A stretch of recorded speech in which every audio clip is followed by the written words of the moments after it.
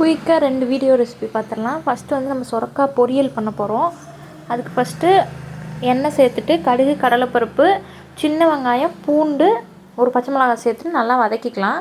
அப்புறம் சொரக்காயை குட்டி குட்டியாக கட் பண்ணிவிட்டு நம்ம இதில் ஆட் பண்ணிவிட்டு தேவையான அளவு தண்ணி சேர்த்துட்டு இது சொரக்காய் வேகிற அளவுக்கு தண்ணி, உப்பு சேர்த்து நல்லா வேக வச்சுக்கலாம்.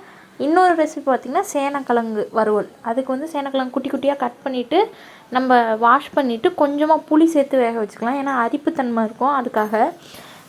இப்போ சொரக்காய் பார்த்திங்கன்னா இந்த ஸ்டேஜ் நல்லா குக் ஆனதுக்கப்புறம் நம்ம வந்து தேங்காய் பூ சேர்த்துட்டு கிளறி இறக்கிட்டோன்னா சிம்பிள் அண்ட் டேஸ்ட்டான சொரக்காய் பொரியல் ரெடி.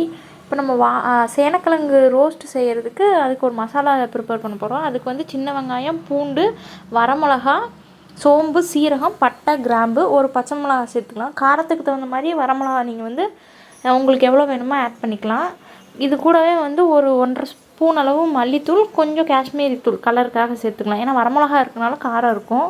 இப்போ இது எல்லாத்தையும் லைட்டாக எண்ணெய் ஊற்றி நல்லா ரோஸ்ட் பண்ணிவிட்டு இதெல்லாம் நம்ம அரைக்கிறதுக்கு எடுத்துக்கலாம். இப்போ கடாயில் எண்ணெய் சேர்த்துட்டு எண்ணெய் நல்லா சூடானதும் சோம்பு, நம்ம வந்து சேனக்கிழங்க தனியாக குட்டி குட்டியாக கட் பண்ணிவிட்டு வேக வச்சுக்கலாம். ஓரளவுக்கு மாவு பதத்துக்கு வேக வச்சு எடுத்தது சேனக்கிழங்கு வந்து இந்த எண்ணெயோடு நம்ம ஆட் பண்ணிக்கலாம்.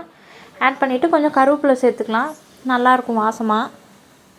இப்போ இது எல்லாத்தையும் நல்லா கிளறிட்டு நம்ம வதக்கி வச்சுருந்த இன்க்ரீடியன்ஸை வந்து தனியாக எடுத்து அரைச்சிக்கலாம். ரொம்ப நைஸாக அரைக்க தேவையில்லை, ஒரு மாதிரி கொரகொரப்பாக அரைச்சா நல்லாயிருக்கும். அப்போ தான் நம்ம ரோஸ்ட் பண்ண இன்னும் அந்த தனித்தனியாக தேங்காயெலாம் நல்லா டேஸ்ட்டாக வரும். இப்போ இந்த மசாலா சேர்த்து நல்லா கிளறி அடுப்பை சிம்லேயே வச்சுட்டு நீங்கள் நல்லா பெரட்டி விட்டிங்கன்னா சூப்பராக ட்ரை ரோஸ்ட் ஆயிரும், நல்லாயிருக்கும். இப்போ பாருங்கள், இப்போ மசாலாலாம் பச்சையாக இருக்குது. இப்போ இன்னும் கொஞ்சம் நேரம் பார்த்திங்கன்னா இந்த மசாலா வந்து நல்லாவே சிம்மில் வைக்கிறப்ப நல்லாவே ப்ரௌன் கலராக ஆயிரும். இப்போ நீங்கள் பார்த்திங்கன்னா கொஞ்சம் நேரம் சிம்மில் இருந்ததுக்கப்புறம் இந்த ரேஞ்சில் இருக்குது பாருங்கள். இந்த ரேஞ்சில் இருக்கப்போ உங்களுக்கு நல்லாவே அந்த மசாலாலாம் வந்து ட்ரை ஆகிருக்கும். இன்றைக்கி நம்ம வீட்டில் சொரக்காய் சாம்பார், சொரக்காய் பொரியல், சேனக்கிழங்கு ரோஸ்ட். தேங்க்யூ.